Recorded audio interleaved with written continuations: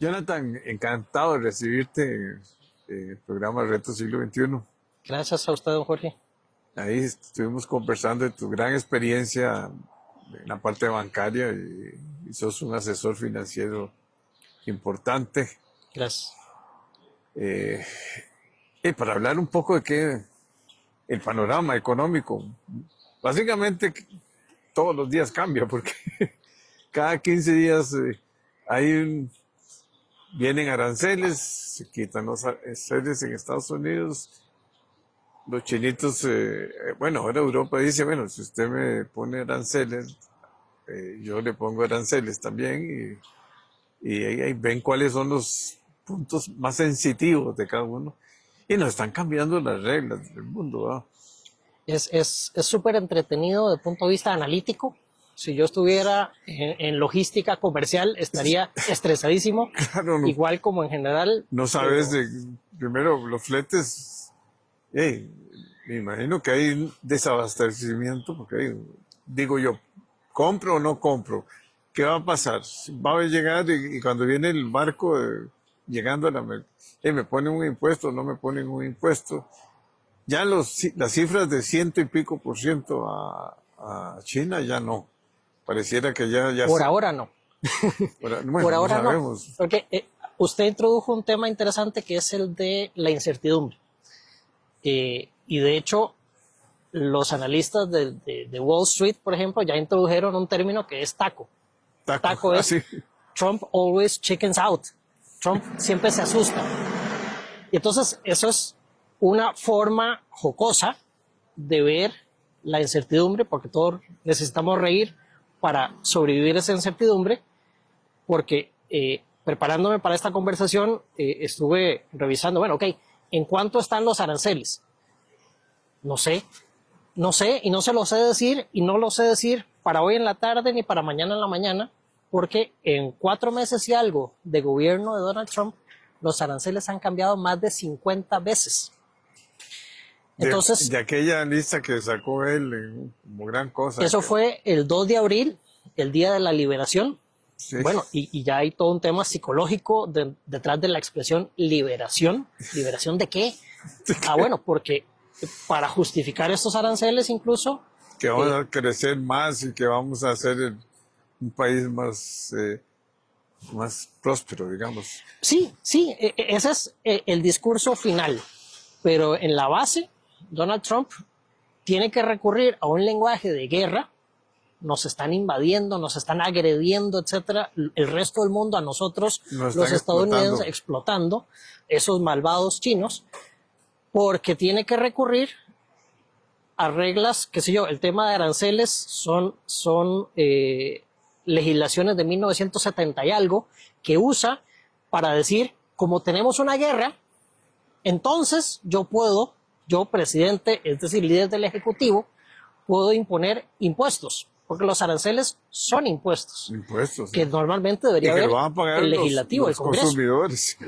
Esa es la otra historia. Bueno, y no sé si los tendrá que pasar por el Congreso o no.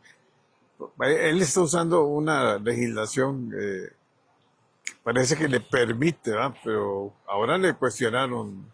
El Congreso le está cuestionando, incluso... Es más, va a perder ahora a mitad de año, a mitad de periodo. Lo que llaman midterms, cuando se renueve el poder legislativo, lo está viendo difícil. Los mismos republicanos ya no lo defienden tanto, ya se le cuestiona. Óigame, esto no tiene tanto sentido. Usted nos dijo, por ejemplo, que iba a hacer America Great y los aranceles y toda esta discusión podrían llevarnos incluso a una recesión. Se discute sobre si hay un riesgo de recesión, un retorno a situación inflacionaria. Los mismos republicanos, insisto, ya no están tan contentos y ya empiezan a mostrar discordia. Y eso que todavía no están los efectos en el consumidor, ¿verdad? En su gran mayoría. Es por los rezagos. Usted mencionaba ahora el tema de la logística y las decisiones. Cuando yo voy a importar, digamos que yo tengo tiendas de electrónicos en Estados Unidos y voy a importar iPhones. yo tengo que decir con 6 a 8 semanas de antelación que quiero para que lo que ya está siendo producido en China me llegue por barco o por avión, después distribuirlo de los distintos puntos de arribo hasta mi tienda. Entonces son 1 mes y medio, 2 meses antes donde se están tomando ese tipo de decisiones. Usted mencionó también ahora el tema de el riesgo de desabastecimiento. Cuando todo esto sucede, esta incertidumbre, estos precios o sobreprecios incluso, si yo soy un comerciante que importo de China, tengo que tomar decisiones de cuándo, de a qué precio, de a qué costo y a qué precio, cuánto me cuesta y a qué precio se lo voy a poner al cliente y cómo le comunico al cliente final. Y al final también incluso podría hasta decidir no importar. Tal vez el negocio ya no es atractivo. O que eso es un atractivo, por ejemplo, para Costa Rica, que tenemos en principio unos aranceles más bajos. Bueno, tal vez no importo de China. Es el momento para exportadores ticos, por ejemplo, ir a tocar la puerta y decir, yo le vendo ropa, le vendo juguetes, le vendo... Pero es que nosotros no somos competitivos tampoco.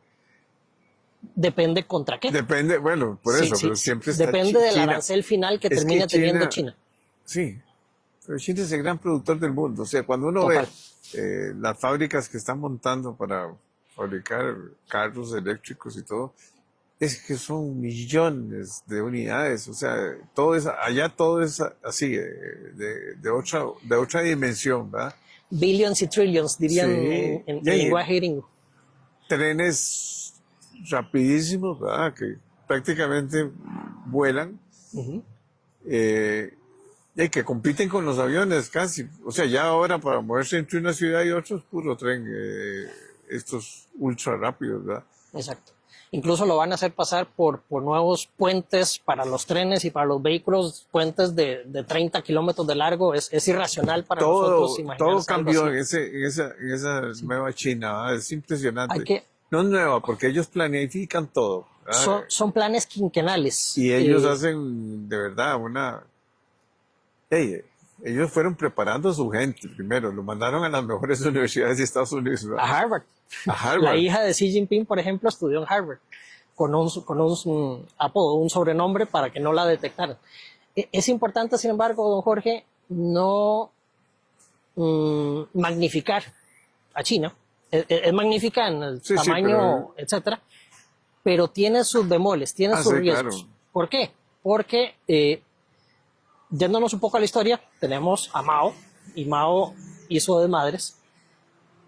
Después viene a la muerte de Mao, Deng Xiaoping, y dice, la verdad es que estábamos equivocados, el socialismo no era el camino, vamos a mantener socialismo o comunismo en el sentido del poder político, pero nos vamos a abrir económicamente hablando. Eso termina, por ejemplo, o tiene un momento cumbre en el 2001 cuando entran a la Organización Mundial del Comercio. Lo importante es saber... En un gobierno republicano. En un gobierno republicano. Lo importante es saber que Xi Jinping sufrió bastante en su infancia con el gobierno maoísta por su padre, y sin embargo, una especie de, ¿cómo se llama? El síndrome del secuestrado. Xi Jinping es más pro Mao que pro Deng Xiaoping. Es interesantísimo. El culto a la personalidad, el volver a cerrarnos hacia China, el volver a restringir el poder económico y político, es muy de Xi Jinping. Y algo que rompe, por ejemplo, esa estrategia china, es que el Partido Comunista Chino tiene sus reglas también. Por ejemplo, nadie puede tener 3 gobiernos. Xi Jinping está en su tercero. Y para eso tuvo que hacer una purga al estilo Mao.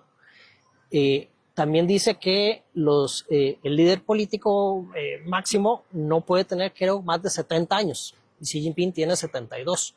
Entonces... Está rompiendo un montón de esquemas. Está rompiendo esquemas. Estuve leyendo por ahí, hay más de 100 y tanto organizaciones de estudios del pensamiento de Xi Jinping a lo interno de China para promover al líder, a la persona. Entonces, este problema que está surgiendo por otra persona, Donald Trump, que también tiene todos sus matices psicológicos, toma a China en un momento difícil. Ya tenían desde la crisis del COVID serios problemas de crecimiento. Ya Tenían buena parte, una crisis inmobiliaria. exacto. Buena parte del crecimiento reciente de China es por la migración de lo rural al oeste de China hacia el este chino, donde están todas estas grandes ciudades que admiramos, Shanghai y demás. Y ese crecimiento inmobiliario es financiado con los bancos chinos, que son bancos estatales. Cuando... Casi todas las grandes empresas tienen participación estatal. Sí, sí, absoluta. De hecho, este señor de Alibaba, que en este momento no recuerdo el nombre, en algún momento llegó a ser visto en el mundo como un nuevo Bill Gates, o se le admiraba mucho y lo entrevistaban en todo lado y su éxito, y etcétera. De hecho, fue rechazado de Harvard y entonces él lo cuenta muy jocosamente. Y funda Alibaba y en algún momento se le sale y él critica el gobierno chino, critica el proceso económico chino. Lo desaparecieron. O sea, hoy, en los últimos 2 años, creo, ya no volvimos a hablar de ese señor. Entonces hay un proceso. Lo importante es que, además de todo, está el cambio demográfico en China. Las políticas de un niño por familia y demás. Ahora lo que tienen es una población... Con todo lo contrario, tienen que hacer ahora. Exacto. Hay una población que está envejeciendo. Hay una población que ya no tiene la misma fuerza. Entonces lo que tenemos a nivel global, a nivel geopolítico, es Estados Unidos con un gobernante republicano, pero que cambia totalmente su forma de ver el libre comercio y la relación global. Cambia de dirección, cambia de ritmo, y China dice, caray, ok, nosotros justo estábamos teniendo estos problemas, vamos a ver cómo negociamos con este señor. Hay situaciones bien complicadas de punto de vista global. Tenemos poco menos de 5 meses de este nuevo gobierno. Como le decía, hay más de 50 cambios en el tema de aranceles. Y también todas las organizaciones como la Organización Mundial del Comercio, todo lo que tiene que ver con la salud, también las reglas de la OTAN están cambiando para el hombre ya no es tan bienvenido por los europeos, ¿verdad? Digamos. Correcto. Hay un enfrentamiento con Canadá, que es el que tenía el socio. Es mi hermanito, desde el punto de vista geopolítico, es mi hermano. O sea, han luchado, como decía el anterior líder canadiense, Trudeau, han luchado lado a lado un montón de batallas económicas, militares y no demás. hablemos de México. México es... México. Ahora con todo este movimiento es complicado. Este movimiento ya se le está complicando. Ya en California ya el gobernador dice, tranquilos, aquí vamos a ver qué va a pasar, pero ya hay violencia, porque la manera en que ha tratado a los mexicanos no es así como muy diplomática, ¿va? Correcto. Y hay nacionalismos de distintos tipos. Hay nacionalismo, Son el mexicano. 40 y pico millones de mexicanos. Hay una concepción de los californianos, que son estadounidenses, pero también se consideran, desde el punto de vista cultural, más hacia México. Bueno, pensate que fue también territorio mexicano, ¿va? Sí. Y lo que hay es este mismo choque. Son demócratas. El gobernador es demócrata, sí. Gobernador. Sí. Y le dice a Donald Trump, come and get me. Es decir, esto es una situación, me da hasta miedo de decir la pero ya expresión, hoy que de guerra interna. Pero ya hoy Chicago también está con manifestaciones y se les comienza a complicar, ¿verdad? Se prevé muy fuertes manifestaciones para este sábado 14 de junio, dependiendo de cuando la gente vea este video, puede que ya haya pasado. Hoy estamos 12 de junio, pero el 14 de junio es el cumpleaños de El presidente. Donald Trump, y es también el aniversario número 250 del ejército de los Estados Unidos. Entonces Donald Trump, en su búsqueda egocéntrica, quiere mezclar las dos cosas y quiere poner un desfile militar al estilo ruso en Washington. Y lo que Hacer están un gran desfile con armamento y todo. con tanques, Con más bien tanques. hasta parte de la preocupación son tanques de 60 toneladas. Hay miedo de que desbaraten las calles. Pero la preocupación es que simultáneamente por todo este choque permanente dentro de incluso de Estados Unidos, no solo en el mundo, sino dentro de Estados Unidos, se prevén varias manifestaciones. Hay, creo que eran 1.500 ciudades de Estados Unidos, capítulos de esta gran manifestación que pretenden hacer un parón, un reclamo social el mismo sábado 14 para Es que hay una contrarrestar. concentración de riqueza también monstruosa, ¿verdad? En Estados Unidos. O sea, Sí, eso es uno de los grandes problemas también, ¿verdad? Es cuando uno ve que Elon Musk con 400.000 millones de dólares. deben ser menos porque se le cayó el precio del Tesla. Se le pero sí. cayó. Sí. Sí, eso es Pero es increíblemente volátil. impresionante, Pero y sí, sigue siendo todavía el hombre sigue más. siendo el más rico. Ahí hay todo un tema para una conversación mucho más larga, y es quiénes son los beneficiarios del cambio tecnológico, del libre comercio y demás. Entonces, sí, hay concentraciones de poder, de riqueza, perdón, bueno, y por lo tanto poder importantes.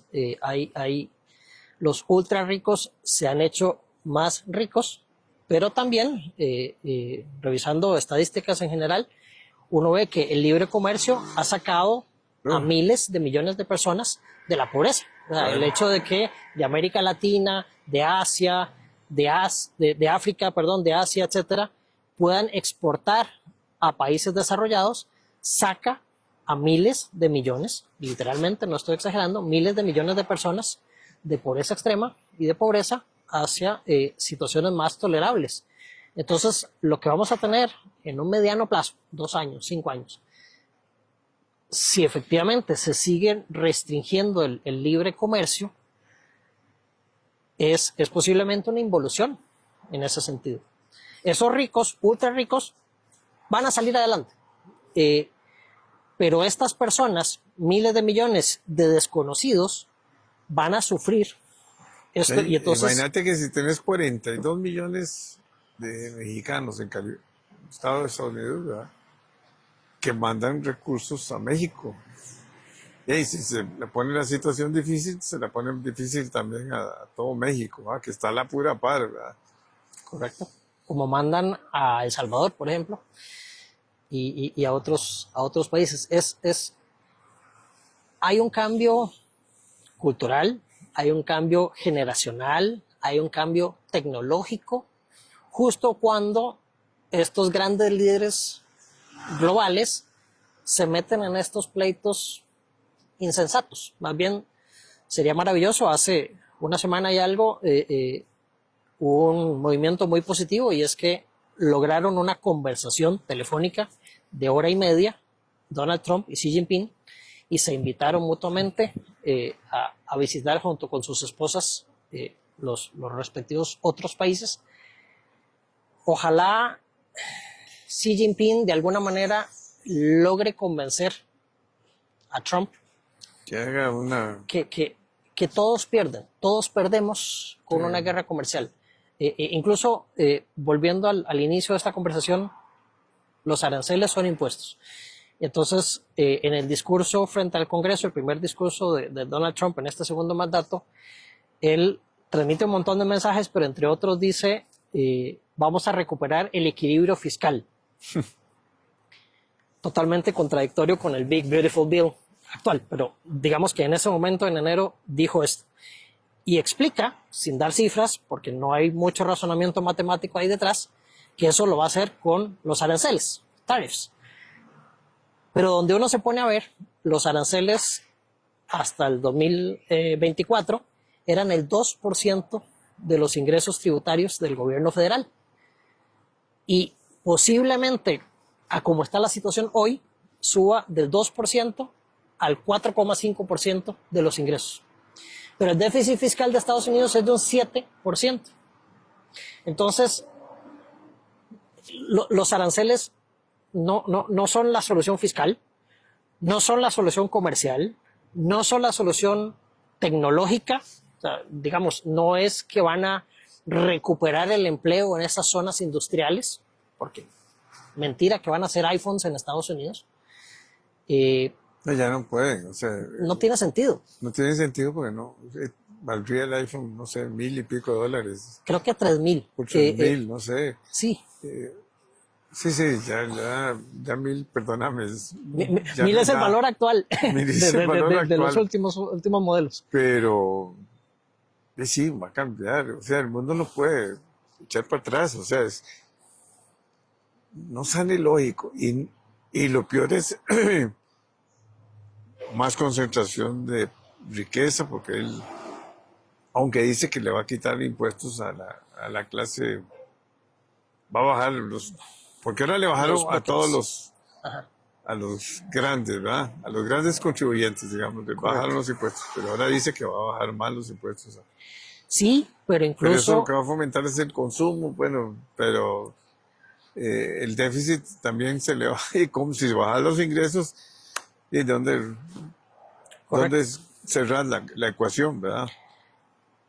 Ahora que usted mete el tema a la ecuación, a mí me gusta mucho un concepto que se llama déficit gemelos.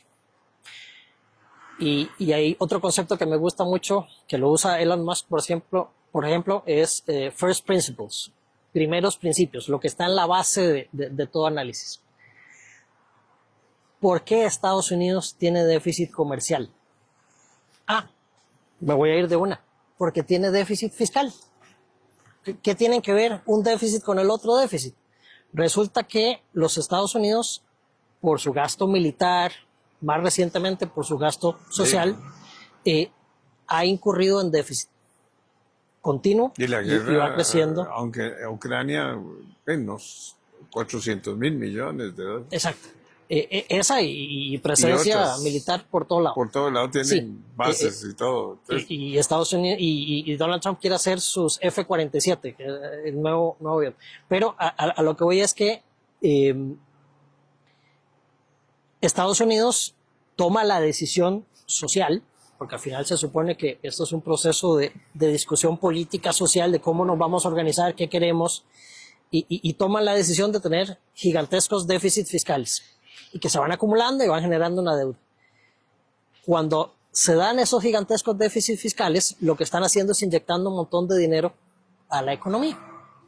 Ese dinero o se va en subir los precios, o se va en vamos a importar lo que no tenemos en Estados Unidos, lo vamos a importar del resto del mundo.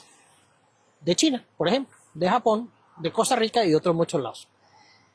De Europa. Cuando Estados Unidos importa todo este montón de bienes del resto del mundo, tiene que pagarlos. ¿Y cómo los paga? Con ese montón de recursos sobrantes que está inyectando el gobierno de los Estados Unidos. Y a cambio de deuda. Entonces, la misma deuda pública de los Estados Unidos la compran los exportadores chinos, para japoneses, poder financiar europeos y demás. Entonces es como que un círculo yo vicioso. fuera al supermercado suyo, digamos que usted tiene un supermercado y yo soy su cliente, yo voy a su supermercado y usted me dice, le voy a dar a Jonathan una tarjeta de crédito. Consuma. Me va debiendo más, me va debiendo más. Y en algún momento yo me enojo con usted y le digo, don Jorge, le debo demasiado. Le voy a empezar a pagar menos por la leche, por el pan, por los huevos. Usted me va a decir, no tiene ningún sentido. Usted igual tiene que pagarme la deuda y yo soy el único supermercado, Estados Unidos frente al resto del mundo, yo soy el único supermercado al que usted puede acudir. Entonces, Estados Unidos está en un zapato complicadísimo. Lo que Donald Trump está haciendo tiene una base lógica, pero las herramientas que está empleando son erróneas. La base lógica es, tenemos una situación estructural. Tenemos déficit fiscal permanente que nos provoca una acumulación de deuda por parte del resto del mundo y tenemos que resolver eso. Y además un déficit comercial. Está todo relacionado. ¿Cómo lo resolvemos? Bueno, la base, la herramienta básica debería ser bajemos el déficit fiscal y de ahí empezamos a resolver todos los otros problemas. Pero la solución planteada por Trump, inspirada en el teórico Peter Navarro, podríamos ampliar sobre eso, lo que dice es, eso es porque hay otros culpables. Le decía yo, yo cliente me enojo con el supermercado. Hay otros que son los culpables de que nosotros consumamos tanto.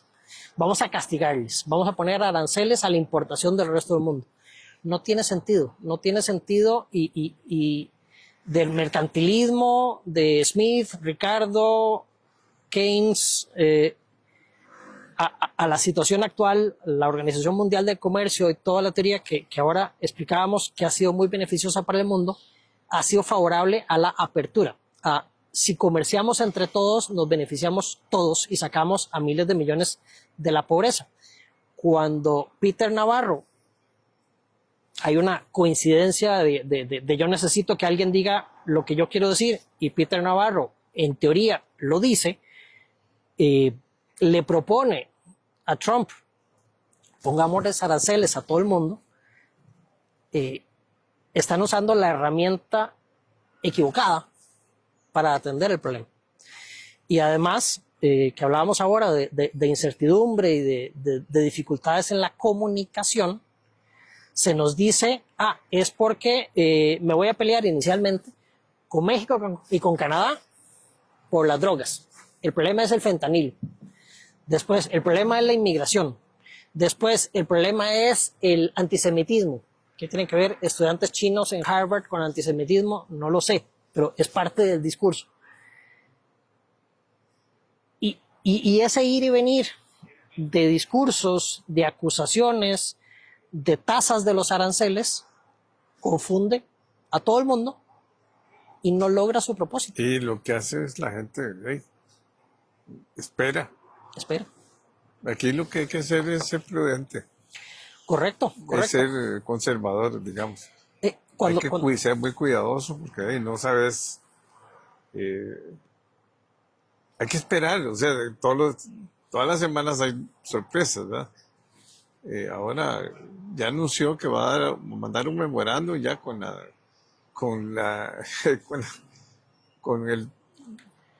la tarifa que va a poner de impuestos a cada país. O sea, le va a decir Costa Rica, ustedes ya no es el 10, es el 5, es el 2, o es nada. Correcto. No sé, ojalá que no fuera nada. Pero... Ojalá que no fuera nada, ojalá que nos movamos en esa dirección, pero a la vez se pregunta uno qué tan cierto es, porque se ha cambiado ya 50 y tantas veces, por más que lo ponga en papel, en un memorándum, no le cree a nadie. Puede cambiar. Vea, por ejemplo, con los bufetes legales en Estados Unidos, los demandó, los contraatacó, les forzó con el poder del gobierno, y muchos abogados, que se supone que son expertísimos en negociaciones, dijeron, está bien, Donald Trump, vamos a firmar este acuerdo donde nuestro bufete pro bono va a defender estas causas que usted promueve. Y ya. Y una semana después, Donald Trump dice, no, lo voy a seguir atacando, lo voy a seguir golpeando. Entonces, no hay un respeto ni a su propia palabra ni a su propia firma. Creo que es importante tocar el tema de Costa Rica. ¿Qué tiene que hacer el gobierno? ¿Qué tienen que hacer las empresas? ¿Qué tienen que hacer las familias en Costa Rica? Tenemos como gobierno una dificultad porque se ha perdido parte de la independencia del Banco Central, porque tenemos un tema fiscal todavía por resolver. y ahí tiene que ver lo monetario con lo fiscal de manera súper interesante. Entonces hemos perdido grados de libertad. Si nuestro principal socio comercial, nuestro principal proveedor de inversión extranjera directa, de turismo, se complica, el valor del colón se va a complicar en términos de dólares y en términos de la relación con el resto de las monedas del resto del mundo. Entonces, ahí hay un tema que ver.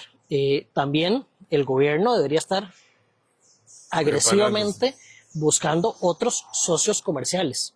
Por supuesto que no hay que pelearse con los Estados Unidos, pero, y por lo tanto yo no iría agresivamente a China, pero sí estaría tocando puertas en Europa, en Brasil, en Chile, en Colombia, en México. Comerciemos entre nosotros por si se me cae este cliente, proveedor, etcétera, importante de Estados Unidos. Entonces, esas son dos herramientas, dos acciones que debería hacer con urgencia el gobierno costarricense. Cuidar el tema fiscal y la dependencia que está generando en lo monetario y buscar nuevos caminos comerciales. Las empresas, en esa misma coyuntura, deberíamos tener mucho cuidado con el endeudamiento en dólares, sobre todo si no somos productores, generadores de dólares. Pero todo lo contrario está pasando, todo el mundo está endeudando en dólares, porque es más barato. Hay un tema de más barato la tasa de interés. Comunicación de lo monetario, porque las tasas de interés en dólares están bajas y porque inevitablemente en 500 el Banco Central ha transmitido esa idea errónea de estabilidad del tipo de cambio. Después de haber casi revaluado el colón un 27%. Correcto, casi un 30%. Y además entonces se le dice, yo sé que la gente del Banco Central no va a estar muy contenta con este comentario, pero se le dice a la gente, eso es lo que terminan diciendo, aunque no sean las palabras exactas, endeúdese en dólares porque la tasa de interés es más baja y porque además yo tengo un interés en sostener el tipo de cambio bajo, cercano a 500. Incluso el Ministerio de Hacienda se viene endeudando cada vez más en dólares. Bueno, pues es más barato y sobre todo afuera. Ok, sí. Y no transmite el alto endeudamiento del gobierno. Si fuera en colones o por lo tanto en el mercado local, tendría otros impactos locales. En cambio aquí los pateamos hacia adelante. Los vamos a tener que pagar después, esos bonos en dólares. Y finalmente las familias. En exactamente la misma situación que las empresas. Los carros, los apartamentos, todo es en dólares. Me endeudo en dólares. Cuido más mi trabajo. No es el momento, perdón por decirlo, de hacer grandes inversiones. Hay que cuidar la situación de ingresos, de egresos, si tengo deuda en dólares. Y aunque mi salario está en dólares, si la empresa es costarricense, está denominado en dólares, pero realmente no es un generador de dólares. Pero me está saliendo más caro ahora. Hay riesgos, hay muchos riesgos para gobierno, para empresas y para familias, y hay que estar atentos. No hay que creer que, eso es en Estados Unidos, eso es Rusia, Ucrania. No, todo nos afecta, estamos en los gringos con los chinos. Totalmente. Nos afecta. Costa Rica es un país muy abierto al comercio internacional, muy abierto culturalmente, muy abierto. Nos interactuamos con Estados Unidos y con el resto del mundo. Entonces hay que poner atención. Bueno, mejor te traigo la otra semana para poder seguir un poco la novela, porque primero vas a ver qué va a pasar, Jonathan. Es que es importante este evento también del natalicio, digamos, del cumpleaños de Trump. De Trump. Le tengo un chisme. ¿Sí? Es el 14 de junio. Yo también cumplo el 14 de junio. Y Xi Jinping, el de China, cumple el 15 de junio. Pero ellos hacen un desfile monstruoso. Sí. El desfile de Xi Jinping me imagino que va a ser mucho muy más. Además, capaz que haya haya un.